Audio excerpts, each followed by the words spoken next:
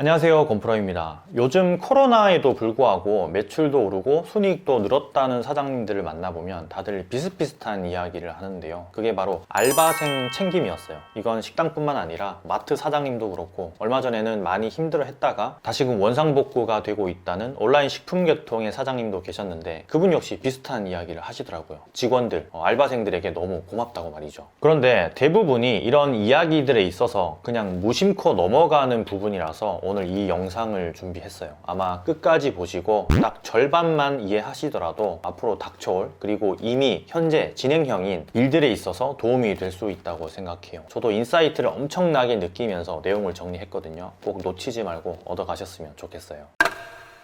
어느 한 사람이 기업의 CEO가 되자마자 사교집을 던졌어요. 그리고 출근길에 토끼 분장을 하기도 하고 점심시간에는 직원들 앞에서 괴상한 복장으로 노래를 하기도 했죠. 심지어는 직원들을 대상으로 하는 연설회장에 오토바이를 타고 등장해서 모두를 깜짝 놀래키는가 하면 늘 입에 달고 사는 말이 직원이 최고다, 고객은 그 다음이다 였어요. 좀 특이하지 않나요? CEO 치고 말이죠. 총 직원이 1만 6천 명 정도 있는 기업이었는데 직원들이 스스로 이런 광고를 내보내기도 했어요. 우리의 이름을 모두 기억해 주시고 명절날 선물을 주시고 CEO가 아니라 친구가 되어주신 것에 감사드립니다. 실제로 1만 6천 명 직원의 이름을 다 기억하고 있는지는 모르겠지만 직원들이 자발적으로 이런 광고를 한다는 것 자체가 CEO에 대한 굉장한 충성심이 있다고 볼 수 있겠죠. 이 기업은 미국의 사우스 웨스트 항공사라는 곳이에요. 30년 평균 주가 수익률 1위, 세계에서 가장 존경받는 기업, 단 한 번의 노사 분규도 없는 곳, 고객으로부터 한 달에 3,500통의 감사 편지를 받는 회사.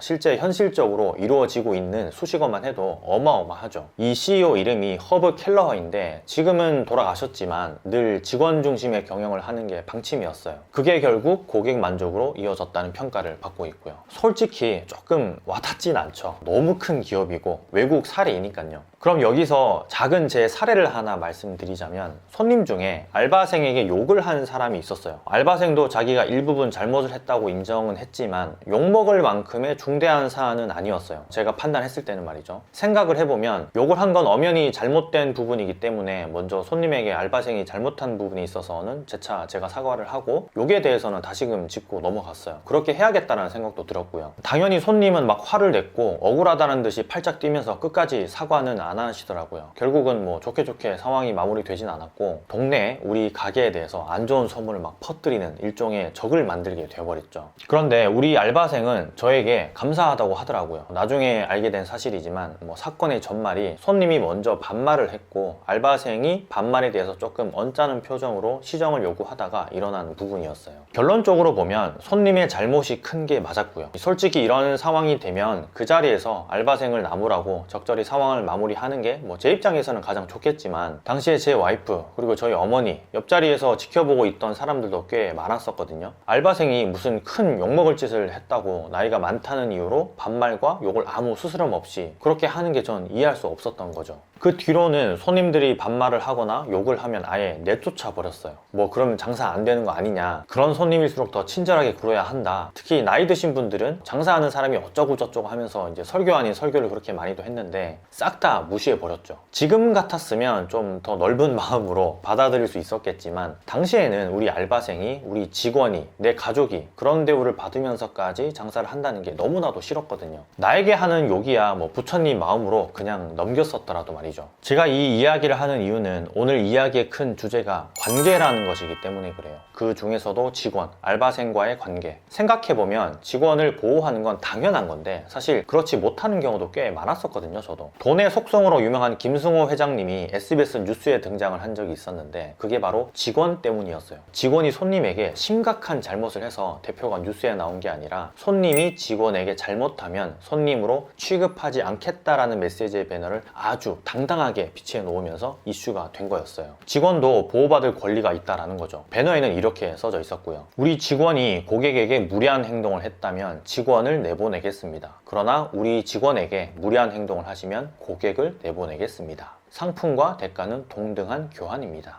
저 나이에 저렇게 열심히 일한다는 거는 그 자체가 존중받을 만한 일이거든요. 그런데 그렇게 대우받을 이유가 전혀 없어요. 손님이라는 이유 때문에 특히.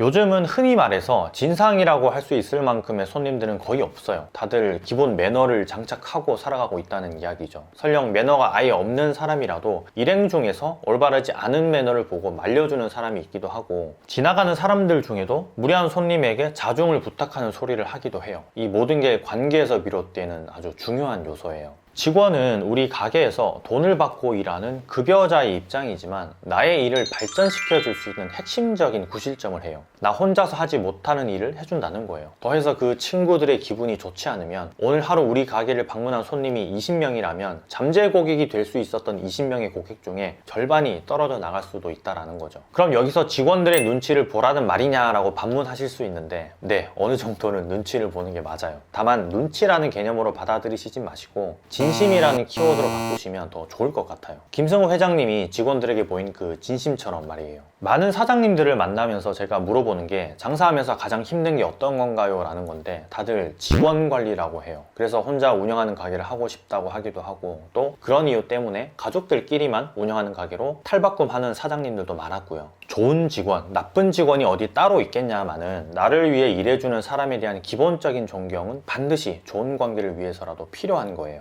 예전에 인천에서 허것집을 운영하는 사장님이 멘탈이 아예 무너진 적이 있으셨는데, 문제가 바로 직원이었어요. 지금 일하고 있는 직원이 아니라 이미 퇴사한 지 6개월이 지난 직원 때문에요. 이쯤이면 대충 눈치를 채셨을 텐데, 노동청에 고발을 했다거나 하는 부분이 아니라 가게에 대한 안 좋은 소문을 온갖 각종 SNS에다가 막 흘리고 다녀서 여론이 너무나 안 좋았던 적이 있었거든요. 지역에서는 꽤 유명했던 가게여서 사장님이 SNS에 직접 그런 게시물들을 확인하고 난 뒤에 스트레스를 많이 받으셔서 병까지 나셨어요. 소화장애도 심했고 탈모도 있었고요. 가게 위생이며 원가, 사장 갑질, 인간성, 이래저래 모든 부정적인 것들만 아주 악의적으로 계속 들먹였었거든요. 사실 식당의 위생은 그 누군가가 의도적으로 안 좋은 소문을 내려고만 하면 쉽게 할 수 있는 부분이 충분히 있어요. 가령 사진이나 영상 증거가 없더라도 이랬던 직원이 이 식당 위생 최악이다 라고만 해도 다른 사람들의 시선이 달라지니까요. 거기다 더해서 아무런 문제는 없지만 음식물 쓰레기통 사진 한 장 찍어서 올리면 어렵지 않게 깎아내릴 수 있는 거죠. 이런 직원들의 행태가 무서워서 직원들에게 잘해주자라는 의미보다는 우리 내부를 속속들이 알고 있는 게 직원이기 때문에 오히려 직원을 통해서 마케팅을 하게 되면 좋은 효과를 볼 수 있다는 점을 말씀드리고 싶어요. 실제 직원들이나 알바들이 본인이 일하는 가게를 자주 찾는 곳들이 있어요. 물론 음식이 맛있어서 서비스가 좋아서 갈 수도 있겠지만, 평소에 사장님들이 직원 관리, 즉 관계를 잘 맺고 있기 때문에 가능한 부분이 더 커요. 무언가를 더 주고 싸게 해주는 것도 당연히 영향이 있죠. 다만 그런 것보다도 우리 매장의 장점을 손님부터가 아닌 직원부터 만족시키게 되면 자연스럽게 따라오는 거예요. 그 누군가는 돈만 많이 주면 된다라고 하시는 분들이 있어요. 네, 맞아요.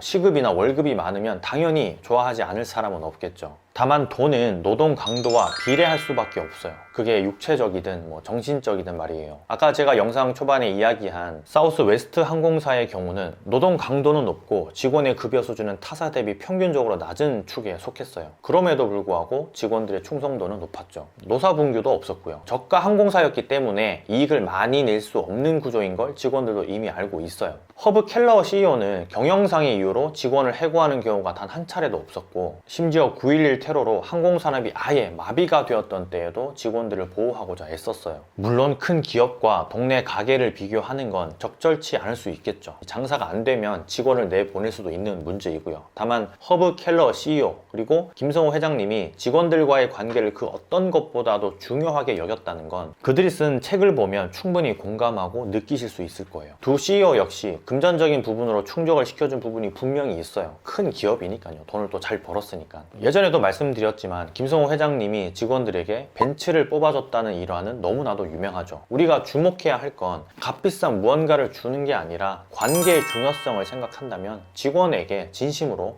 이 친구 때문에 우리 가게 매출이 오른다는 걸 반드시 인지해야 한다는 거예요. 사장님들의 눈에는 보이지 않는 기류가 손님과 직원들 간의 기류 기류거든요. 제가 자주 가는 꼬막집은 갈 때마다 신이 나요. 그 집은 일하는 아주머니가 정말 엄마 같거든요. 이모, 친이모 같아요. 사장님은 따로 있는데 그 아주머니 때문에 간다고 해도 과언이 아닐 정도로 자상해요. 푸근하고 인상도 좋고요. 우리 가게 100명의 손님이 있다면 적어도 10% 아니 20%는 직원들 때문에 재방문을 한다고 생각하면 우리 직원이 오늘 밥은 먹었는지 배고픈 상태에서 일을 하는 건 아닌지 요즘 표정이 좀 안 좋아 보이는데 이유가 무엇인지 궁금해하고 알아주는 것만 해도 그들은 사장님을 따를 거예요. SRT 수서역에 가면 돈가스 가게가 하나 있는데 제가 자주 가는 곳이거든요. 거기는 직원들이 활기가 넘쳐요. 메뉴 추천도 정말 잘해주고요. 얼마 전에도 너무 감사해서 웃으면서 고맙다고 그렇게 인사를 하고 나온 적이 있는데 사실 사장님도 없는 가게 직원들이 그렇게 활기차고 손님을 반길 줄 안다는 건 성격의 문제도 있겠지만 사장님 혹은 매니저와의 관계가 정말 좋다라고 생각할 수밖에 없어요.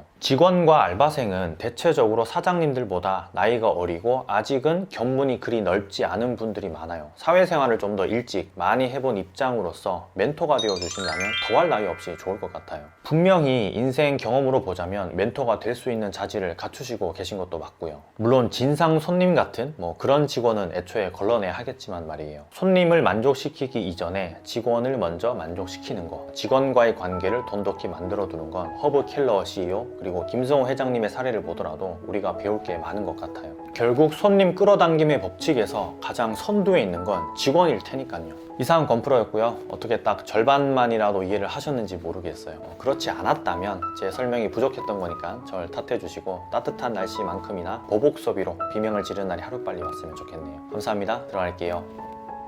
많이 파세요.